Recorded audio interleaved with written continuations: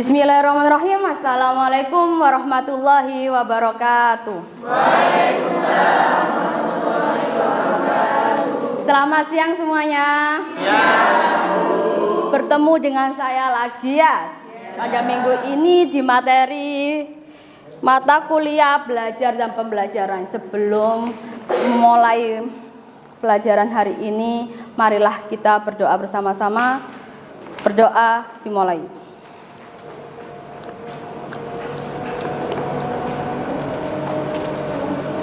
Doa selesai. Oke, jangan lupa nanti mengisi presensinya ya. Ya.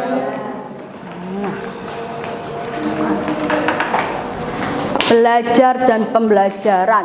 Kalau kemarin kita sudah mengetahui definisi dari belajar, ada yang masih ingat belajar itu apa? Bu, aku tuh lo belajar loh Bu. Angkat tangan, sebutkan nama. Siapa Mas? Oh iya, sik bentar, bergantian. Ya. Belajar adalah suatu proses atau upaya yang dilakukan setiap individu untuk mendapatkan perubahan tingkah laku, baik dalam bentuk pengetahuan, keterampilan, sikap, dan nilai positif sebagai suatu pengalaman dari berbagai materi yang telah dipelajari. Oke, terima kasih. Suatu proses untuk perubahan tingkah laku. Ada lagi yang mau berpendapat lain? Saya belajar loh Bu. Apa sih definisi dari belajar itu? Materi yang kemarin. Ayo. Ada lagi? Saya Siapa namanya Mbak? Faiza Nafiro. Mbak Siti Faiza. Kalau menurut saya Bu, belajar itu ialah suatu proses penyerapan. Kita itu menyerap ilmu baru yang belum kita ketahui dari si dosen pembimbing. Oke, suatu proses penyerapan ilmu baru.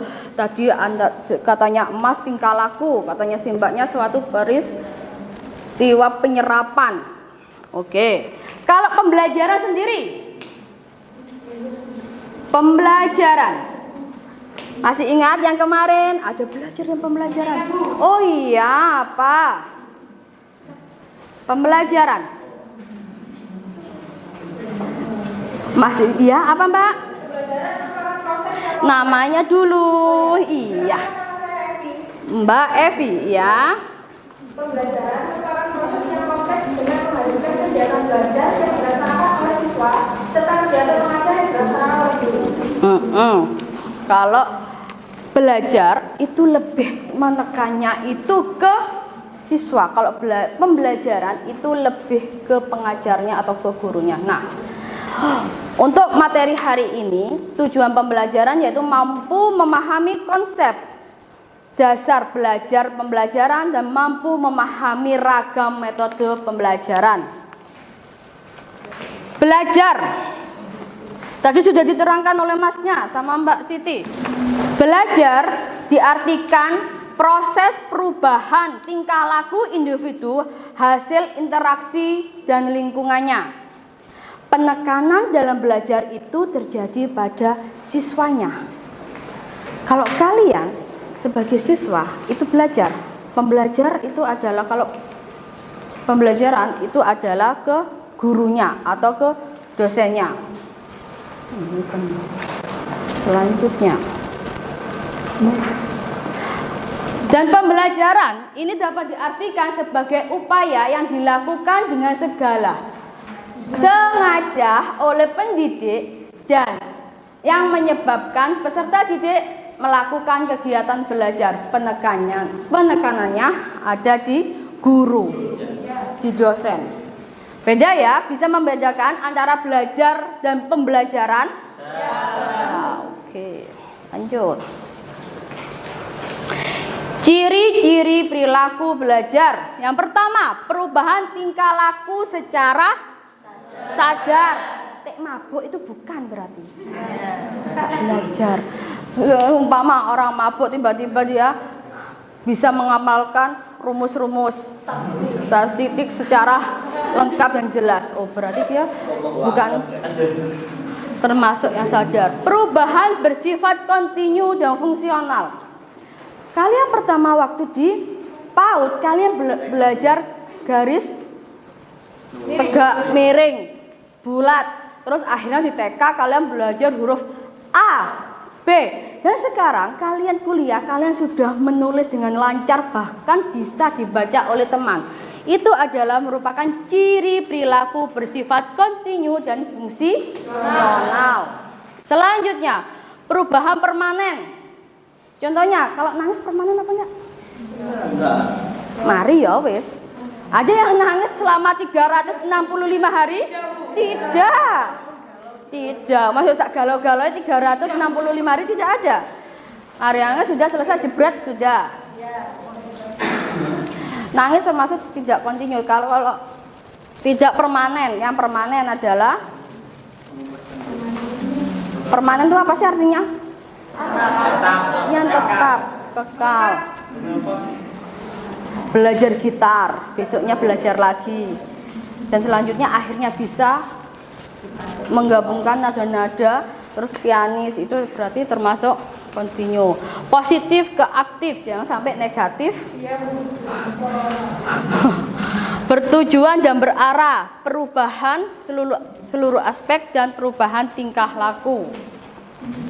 Selanjutnya, metode pembelajaran.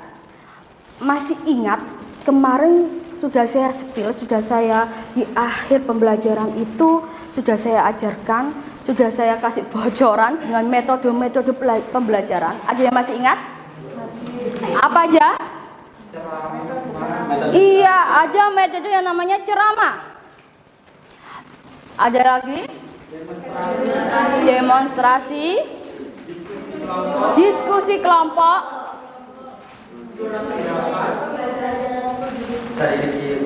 Curah pendapat, brainstorming, studi kasus, dan role play. Yang terakhir adalah simulasi. Oke, di sini jenis 8 tadi pembelajaran ini menerangkan, coba kalau ceramah itu lebih ke ranah kognitifnya, yang dimana pengetahuannya dan sikap efektif, sedangkan diskusi itu di kognitif. Kalau ceramah tadi cuma di kognitif, maaf. Kalau yang diskusi kognitif dan efektif. Kalau bus group itu di kognitif dan curah pendapat di kognitif, demonstrasi di efektif dan psikomotor keterampilan. Studi kasus, role play, efektif, simulasi, kognitif dan psikomotorik. Dan sekalian, kenapa kalian selalu dalam pembelajaran ekonomi ini selalu dikasih studi kasus ya dalam pembelajaran ini? Karena di studi kasus itu mencakup ketiganya ini dalam penilaian. Oke, lanjut. Nah, sekarang waktunya diskusi. Ibu minta kalian berdiskusi berkelompok. Satu kelompok terdiri dari 4 untuk mendiskusikan metode pembelajaran. Sudah siap kelompoknya? Yuk, sekarang kalian bentuk kelompok. Satu kelompok terdiri dari 4 sampai 5 orang. Siap, Bu. Ya. Apa tugasnya, Bu, setelah kelompok? Kalian bisa menggunakan media yang kalian bawa, buku, ataupun kalian bisa menggunakan internet, HP, atau catatan kecil kalian untuk mencari informasi tentang metode pembelajaran yang Ibu bagi dalam satu kelas ini untuk menjadi beberapa metode. Diantaranya ada ceramah, ada diskusi, ada role play, ada demonstrasi dan simulasi. Silakan kalian membentuk kelompok. Yang ceramah, siapa kelompok ceramah? Saya, Bu. Role play.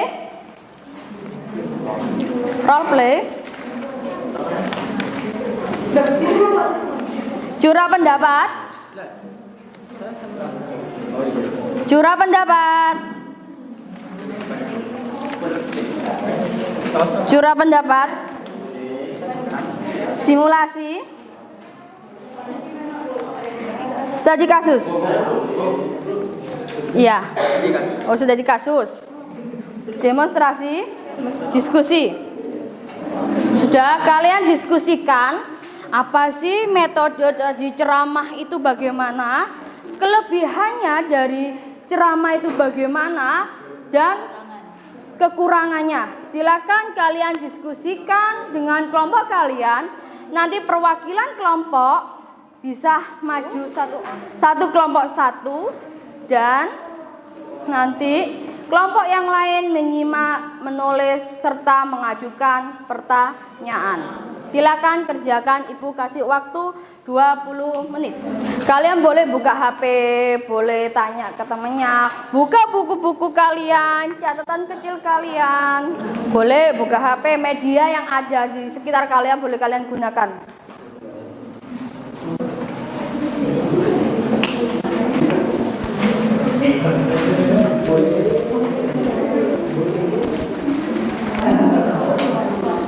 Ada pertanyaan mungkin? Kesulitan?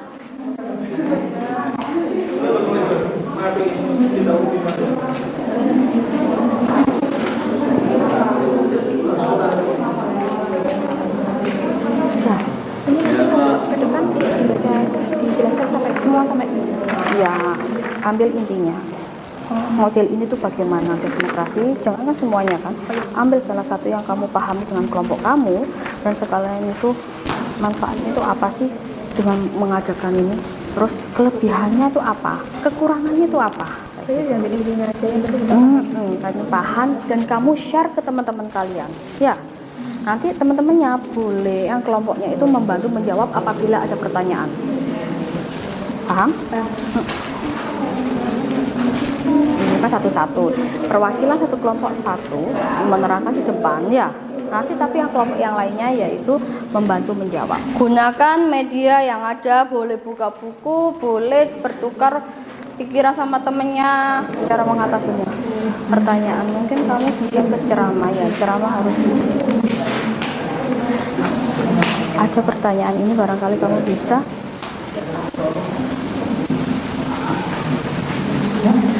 Apa ini mengatasinya? Siswa bosan. Jauh.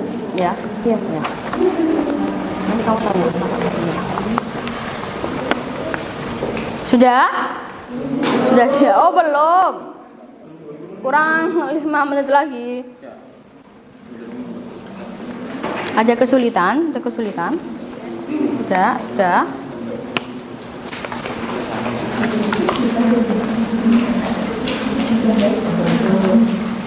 Sudah? Kita mulai ya.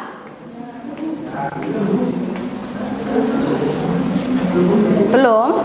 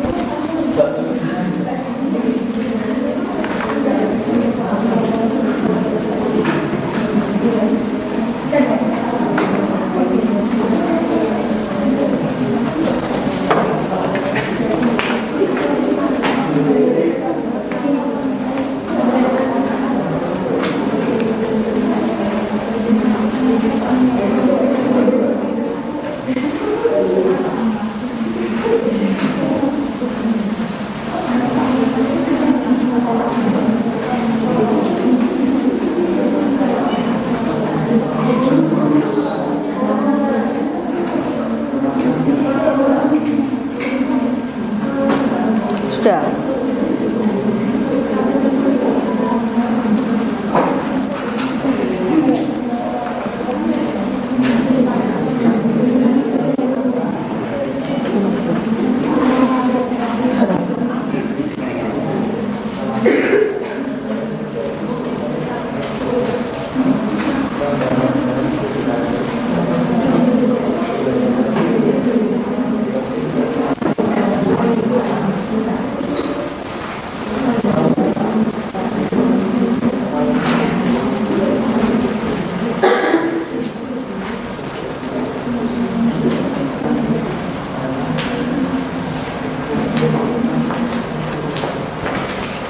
Sudah?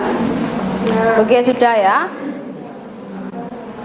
Untuk yang pertama, yaitu sesuai dengan urutan, kita mengambil kelompok ceramah atau kuliah. Siapa yang bertugas? Silakan maju untuk menerangkan. Oke.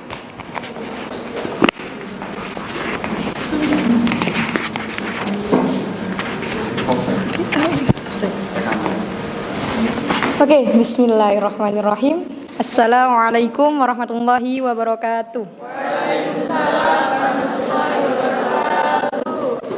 Gimana, sehat semua kan? Sebelum dimulai ya. Oke, di sini kebetulan saya mendapat urutan kelompok pertama yang mana metode ceramah. Saya dari kelompok 1 ya teman-teman. Saya akan memaparkan hasil diskusi kelompok kami barusan. Nanti kurang lebihnya kita bisa saling lengkapi di forum tanya jawab seperti itu. Oke. Ada yang sudah tahu mungkin apa itu yang dinamakan metode ceramah? Tidak ada? Oke, next. Jadi, metode ceramah itu adalah suatu metode di mana guru akan menjelaskan secara lisan dan langsung informasi dalam proses kegiatan belajar, seperti itu. Metode ini cocok diaplikasikan di dalam kelas yang jumlahnya memang cukup banyak, bukan sedikit. Yang mana akan membuat anak-anak ya yang nanti di belakang, yang ada di belakang biasanya yang kurang mendengarkan itu juga bisa nanti fokus kepada si pemapar materi atau bisa juga disebut guru atau dosen, seperti itu. Metode ini juga menyampaikan informasi dan pengetahuan dengan lisan kepada sejumlah siswa yang pada umumnya mengikuti secara pasif atau bisa diartikan mampu menerima dengan baik materi yang telah dipaparkan. Tapi metode ini juga memiliki kekurangan dan juga kelebihan teman-teman. Di sini kekurangan metode ini ialah cenderung membuat peserta didik kurang kreatif. Ya, materi yang disampaikan hanya mengandalkan ingatan guru dan juga kemungkinan adanya materi pelajaran yang tidak dapat diterima sepenuhnya oleh peserta didik, kesulitan dalam mengetahui tentang beberapa banyak materi yang dapat diterima oleh si siswanya atau mahasiswa, seperti itu. Di sini juga ada kelebihannya. Kelebihannya itu guru mudah menguasai kelas, guru mudah menerangkan bahan pelajaran yang berjumlah besar, dapat diikuti anak didik jangan dalam jumlah besar juga dalam proses pelaksanaan proses pembelajaran. Itu kelebihannya, seperti itu. Yang telah kami diskusikan barusan, itu hasilnya dari kami. Mungkin cukup itu saja dari keterangan kelompok saya. Kurang lebihnya saya mohon maaf. Sekarang saya membuka sesi tanya jawab. Silahkan kalian bertanya sesuka kalian kalau memang tidak bisa. Silakan. Perkenalkan, nama saya Sinta Aprilia. Ya. Saya mau bertanya, biasanya dalam metode ceramah ini siswa itu ada bosannya. Bagaimana cara mengatasinya? Oke, makasih ya Kak ya. Di sini ada teman kita yang bertanya ya teman-teman. Biasanya kalau pakai metode ceramah itu Kak, siswa itu cenderung ada yang bosan. Lah, itu cara mengatasinya gimana? Ini satu kuncinya. Tergantung si pembawa yang ada di depan atau bisa diartikan dosen. Ya, dosen yang ada di depan. Sekarang gini, kan di sini juga membentuk kekreatifan si pengajar, seperti itu. Kalau si pengajar semisal killer, pelajarannya sudah nggak disukai, dosennya killer, mahasiswanya tambah bosen, seperti itu. Jadi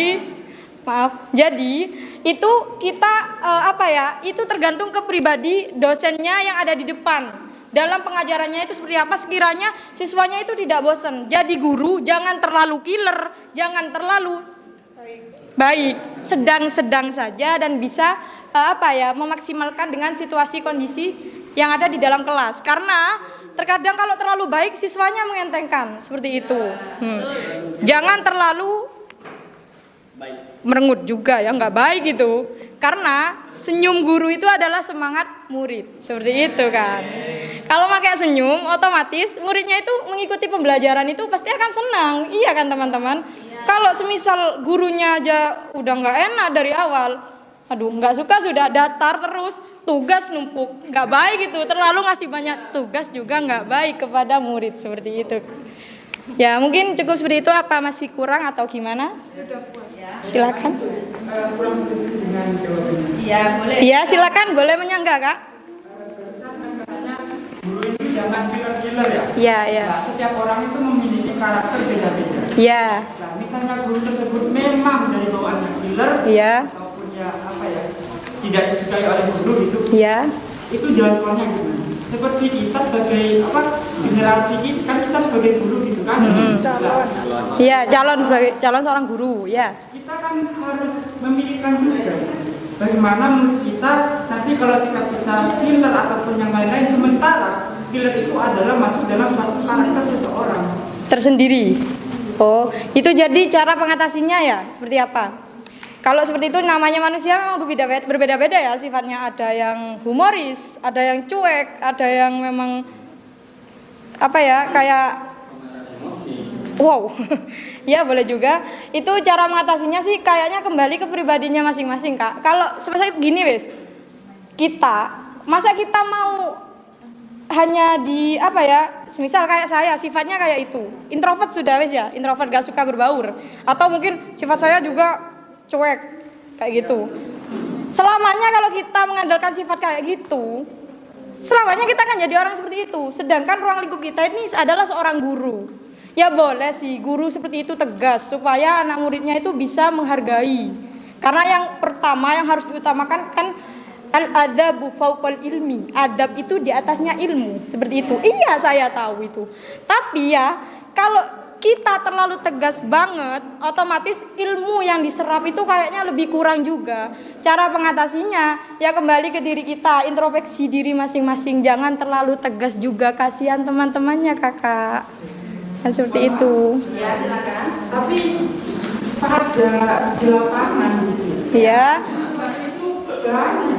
Iya. Sudah tahu dan dimengerti oleh dirinya, tapi kita tidak bisa mengungkapkannya. Terkadang Jadi kan Oke. Terkadang Kak, itu juga salah satu triknya beliau dalam pengajaran. Maksudnya kayak biasanya itu hanya berlaku pada lapangan. Terkadang kalau di ruang lingkup gurunya sepertinya terkadang nggak pakai sifatnya kayak gitu.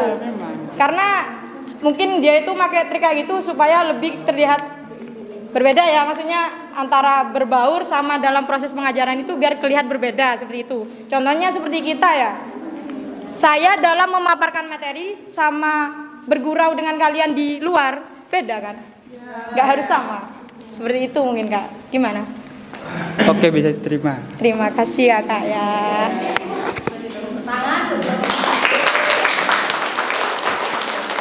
Mungkin ada yang mau ditanyakan lagi atau sudah?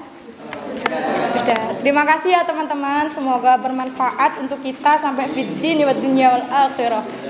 Baiklah, terima kasih. Wallahul muwaffiq ila aqwamit thoriq. Wassalamualaikum warahmatullahi taala wabarakatuh. Warahmatullahi wabarakatuh. Ya, terima kasih. Ya, terima kasih. Tadi dengan kelompok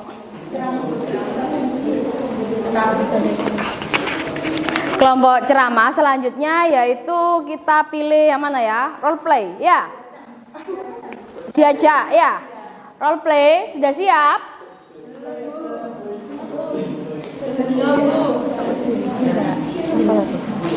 Diskusi.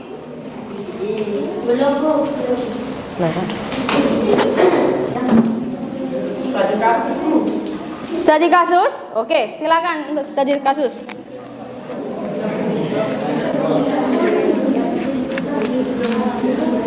Studi kasus. Sebutkan namanya, kelompoknya siapa saja, dan Oke, assalamualaikum warahmatullahi wabarakatuh. Saya dari kelompok 6. Anggota saya ada 4 orang, yaitu termasuk saya, Mas Faiz, Mas Novan, sama Mas Rifan Hadisaputra. Baik, langsung ke materi ya, yaitu tentang studi kasus. Kenapa saya milih tentang studi kasus? Karena studi kasus kita berhubungan dengan mahasiswa. Kita kan mahasiswa gitu ya, ada di lingkup perkuliahan. Ini sering kita lakukan, bahkan pada akhir-akhir akhir semester seperti ini kan ada kasus ke sekolah-sekolah, masyarakat, ataupun mengobservasi tentang suatu masalah gitu. Terus apa sih studi kasus tersebut? Studi kasus itu suatu pemecahan masalah ya, yang di situ ada identifikasi, ada alternatif, juga ada identifikasi, alternatif, dan investigasi. Yang pertama adalah identifikasi. Apa sih identifikasi tersebut? Yaitu suatu penetapan, suatu bukti apa yang bisa kita peroleh dalam suatu observasi gitu. Kalau alternatif adalah kita melakukan studi kampus, yaitu untuk memberi jalan keluar dalam satu masalah yang kita peroleh atau kita lakukan tersebut. Nah, kalau investigasi berarti kita itu mencari info. Apa sih yang menyebabkan suatu peristiwa atau suatu masalah tersebut terjadi? Gitu ya, teman-teman. Nah, terus di situ ada beberapa manfaat dari studi kampus. Yang pertama adalah lebih fleksibel. Maksudnya lebih fleksibel gini. Kenapa lebih fleksibel? Lah karena mahasiswa ini lebihnya ke mahasiswa ya. Kalau siswa itu jarang. Lah mahasiswa itu lebih luasa, lebih bebas dalam melakukan suatu metode studi kasus tersebut. Itu enggak ada kekangan dari siapapun. Ya mahasiswa itu bebas. Apa yang mau diobservasi, apa yang mau dilakukan, bagaimana caranya itu bebas gitu. Yang penting bisa menemukan suatu masalah dan memecahkan suatu masalah gitu. Selanjutnya adalah penekanan pada pemahaman konteks. Kenapa di sini ada pemahaman konteks? Maksudnya seperti saya sudah menemukan yang mau diobservasi. Yang mau diobservasi misalnya masalah sampah yang ada di Kabupaten Lumajang. Lah berarti saya itu fokusnya pada hal tersebut. Lah jadi kita sudah bisa fokus. Oh berarti apa sih langkah-langkah supaya bisa mengurangi penyebaran sampah? Terus apa sih penyebabnya? Apa mungkin warganya itu kurang kesadaran dan lain-lain gitu. Selanjutnya adalah kolaborasi. Lah ini penting. Dalam suatu studi kampus pastinya ada kolaborasi, ada kerjasama. Lah kerjasama ini nanti bisa membangkitkan seperti rasa kekeluargaan, kekompakan, dan menambah silaturahmi juga. Selanjutnya belajar mandiri ya jelas, disiplin, bertanggung jawab, berpikir kritis, dan komunikasi. Lah dengan studi kampus kita bisa berpikir kritis. Berpikir kritis ini misalnya gini. Di masyarakat ya, kita kan sudah tanya gitu kan yang mau diobservasi, ini kenapa ya Bu bisa jadi seperti ini? Ini kenapa kok masyarakatnya banyak kurang kesadaran lah. Kita nanti bisa berpikir kritis. Apa sih yang menyebabkan seseorang ini seperti ini? Apa mungkin dari lingkungan keluarga atau mungkin dari lingkungan masyarakat dan lain-lain. Kita nanti bisa mengembalikan pada diri kita sendiri. Bagaimana sih dalam memecahkannya gitu. Nah, terus di sini ada tiga macam dari studi kasus. Yang pertama adalah kasual, yang kedua deskriptif, yang ketiga eksploratif. Yang pertama adalah kasual. Kasual ini adalah jenis studi kasus di mana di sini itu penelitiannya itu pada dua variabel atau lebih. Maksudnya adalah misalnya gini. Kita mau meneliti Kabupaten Lumajang sama Kabupaten Probolinggo. Lah, yang menyebabkan Kabupaten Lumajang sama Probolinggo ini misalnya meneliti adalah suhunya. Kenapa di Probolinggo lebih panas sementara di Lumajang lebih dingin? Lah, ini yang termasuk dalam kasus yang termasuk studi kasus dalam jenis kasual, yaitu meneliti pada dua objek, pada dua tempat gitu. Selanjutnya adalah deskriptif. Jenis ini berhubungan pada struktur kelompok, maksudnya pada struktur. Lah kalau yang studi kasus deskriptif ini hubungannya pada suatu kelompok, pada suatu orang, pada suatu jenis. Misalnya adalah kita meneliti ikan. Lah ikan itu ada yang kecil, ada yang besar, ada yang makan sesama ikan gitu kan ya. Lah kita meneliti kenapa hewan tersebut sama-sama makan ikan, kenapa ini berbeda? Lah kan ikan ini banyak jenisnya kan? Bukan satu jenis. Lah ini yang termasuk dalam kasus studi kasus deskriptif tadi. Selanjutnya adalah eksploratif. Kalau eksploratif ini adalah studi kasus di mana menekankan pada keterangan. Kita itu meneliti, biasanya ini terjadi pada jurnal-jurnal. Kita itu mengambil suatu informasi, terus kemudian kita jadikan penelitian gitu. Ini penjelasan dari saya tentang metode studi kasus pada hari ini. Terima kasih. Mungkin ada sesi pertanyaan dari teman-teman. Assalamualaikum warahmatullahi wabarakatuh. Perkenalkan, nama saya Faiz. Saya juga kelompoknya Mas Zaki. Jadi saya akan bertanya tentang studi kasus. Tadi saudara menjelaskan bahwasanya studi kasus itu adalah mahasiswa yang terjun ke lapangan langsung, ya? Iya. Iya. Nah, lantas bagaimana kalau dia bukan mahasiswa dan lain sebagainya? Apakah bisa? Itu termasuk studi kasus apa tidak? Ya jelas bisa, Mas. Kan saya tadi sudah bilang, studi kasus itu penekanannya pada mahasiswa. Karena mahasiswa lebih banyak melakukan studi kasus pada pendidikannya gitu, Mas. Kalau siswa kan jarang. Kalau siswa itu banyak penekanan pada metode ceramah, demonstrasi, presentasi, dan permainan. Kita masa sering melihat siswa-siswa observasi misalnya ke Lumajang, ke Malang, ke Jember, kan jarang kan. Lah kalau kita sebagai mahasiswa itu sering. Lah meskipun sebagai siswa ya bisa melakukan studi kasus ini, tapi jarang, Mas, dalam penerapannya gitu. Kalau orang luar? Apa? Orang luar? Orang tua maksudnya? Orang luar. Orang luar.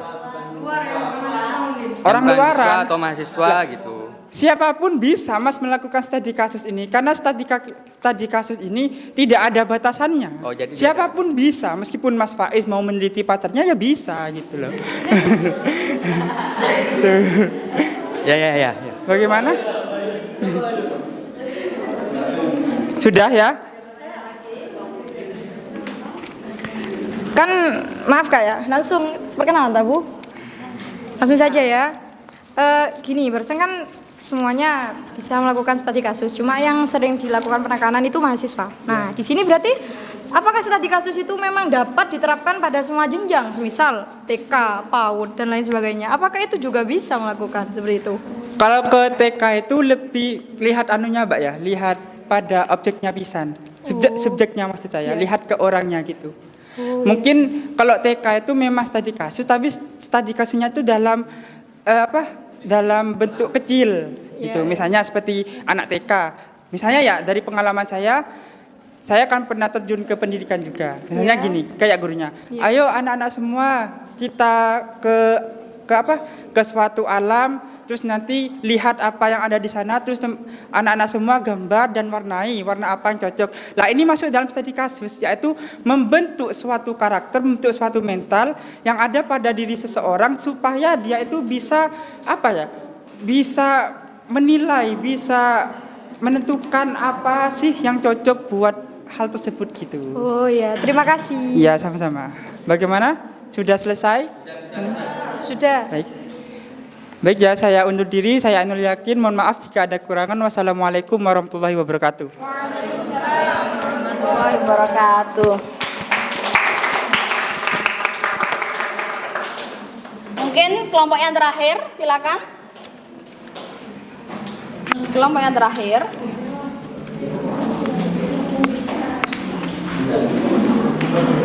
Ayo, diskusi. Demonstrasi.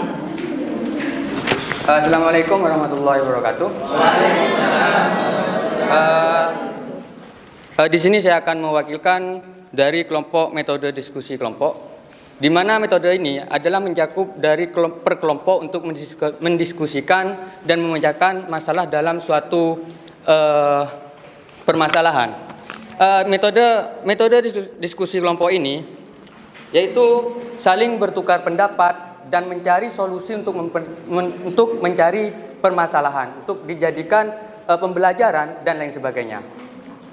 Metode diskusi diaplikasikan dalam proses belajar mengajar untuk mendorong siswa berpikir kritis, mengekspresikan pendapat secara bebas, menyumbangkan buah pikirannya untuk memecahkan masalah bersama. Dan kelebihan dari metode diskusi tersebut adalah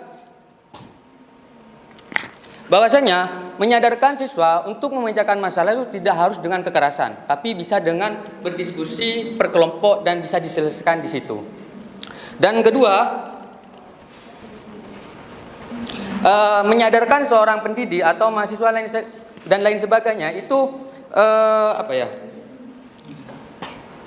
saling bertukar pendapat sehingga dapat diperoleh keputusan yang lebih baik.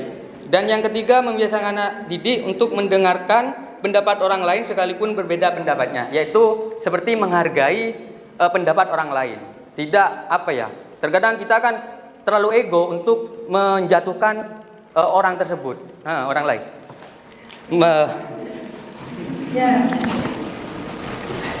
Hanya ini yang saya sampaikan. Mungkin ada pertanyaan tentang metode diskusi berkelompok.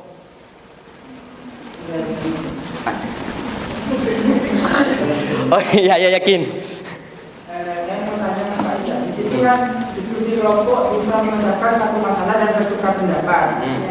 Tapi di lapangan yang namanya kerja kelompok itu hanya menekankan satu orang yang bekerja, sisanya itu bermain.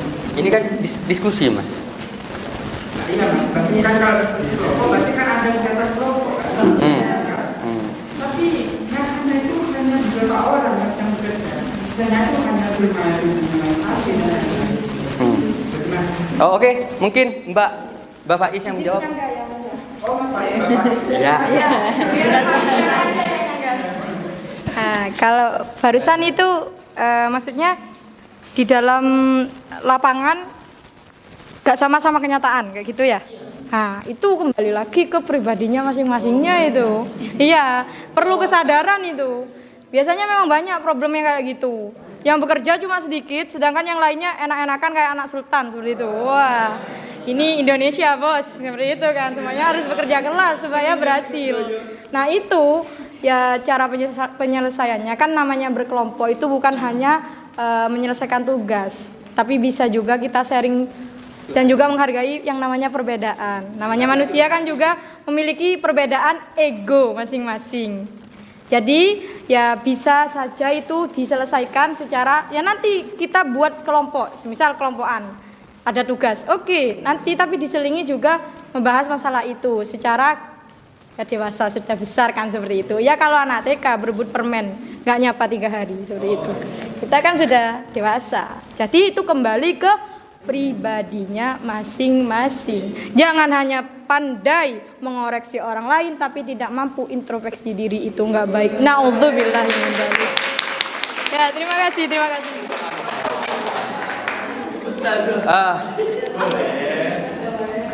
Ya, terima kasih buat Mbak Faiz telah menolong saya. Ya. Rasanya gimana gitu kalau manggil napas sama-sama namanya. Oke. Hanya ini yang saya sampaikan dan mohon maaf. Saya Faiz mengundurkan diri. Assalamualaikum warahmatullahi wabarakatuh.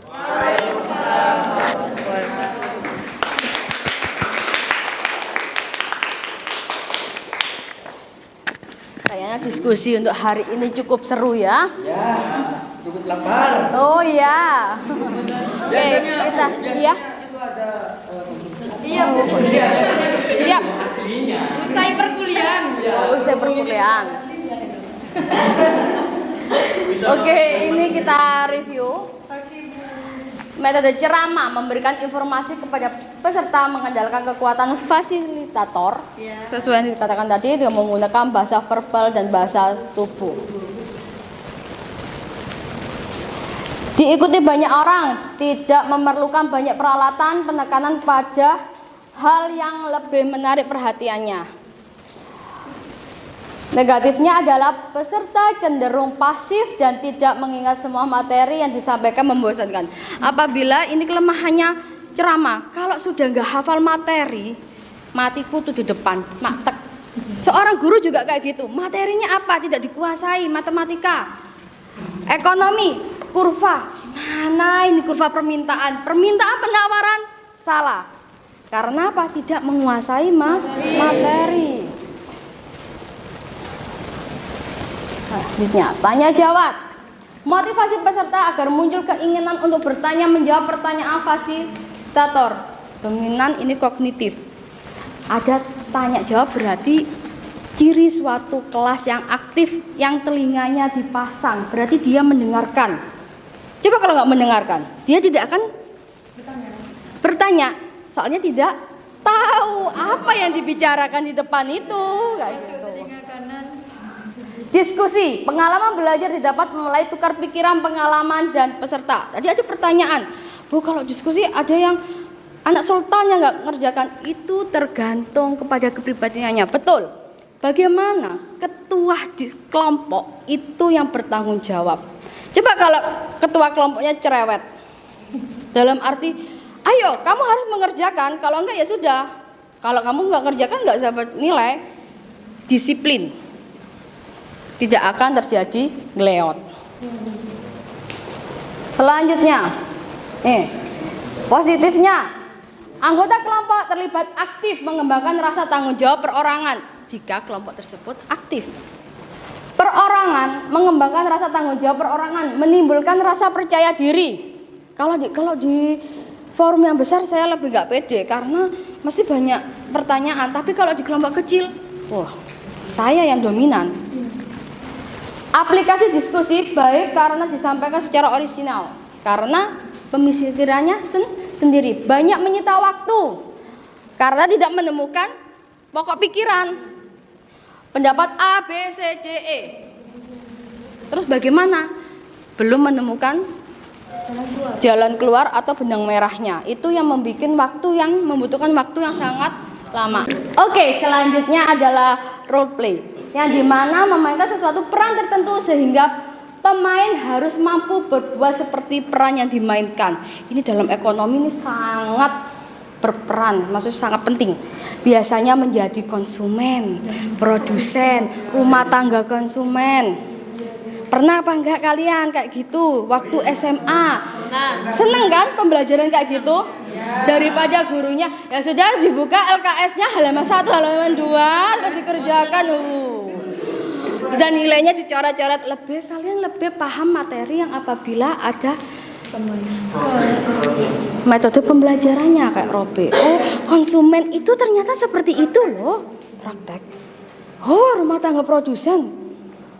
Selanjutnya, ya, membawa wawasan alternatif pemecahan masalah, penukar pendapat, evaluasi bersama, pengalaman menerapkan kepemimpinan. Enggak mungkin roleplay ini kalau seumpama kepingin menjadi rumah tangga konsumen produsen itu nggak akan cukup waktu dalam 1 kali tampil, tetapi ada yang lain, saya kepingin, akhirnya membutuhkan waktu berminggu-minggu biasanya, keterkendala waktu, frustasi bila tidak ada pemecahan masalahnya. Ya apa ini nggak ada yang namanya permasalahannya, terus gimana Bu? Biasanya guru yang akan bukan mencarikan tetapi memberi arah jalan. Nah, ini tadi kasus tadi, pengalaman belajar yang mengalami karena dihadapkan situasi dengan berbagai pilihan. Ini kognitif efektif yang 3, pakai ranah 3. Masih belum dipahami. Butuh waktu persiapan peralatan, mungkin mahal dilakukan kelompok kecil atau terbatas. Peralatan yang mungkin mahal ini enggak semuanya. Dilihat dulu gimana. Studi kasus tentang apa sih? Studi kasus umpama di SD. Kenapa ikan itu bernafas? Dilihat. Kenapa ikan? Melalui dari apa? Jawaban kalau dalam agama ya sudah, ya karena ciptaan Allah, takdir, sudah selesai. Tetapi kalau kita yang lain kan juga seperti itu, dilihat. Oh, karena mereka memiliki insan. Insannya bagaimana yang bagus? Dilihat insannya, dibuka.